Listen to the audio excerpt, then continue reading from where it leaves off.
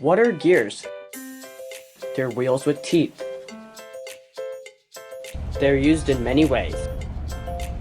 Gears rotate inside gadgets that folks use every day.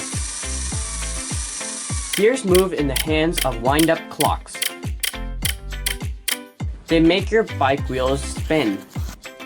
Gears turn the fan and open cans and shave a scruffy chin. Gears sharpen wooden pencils. They whip the whipping cream. Gears perform all sorts of chores. They're work-saving machines.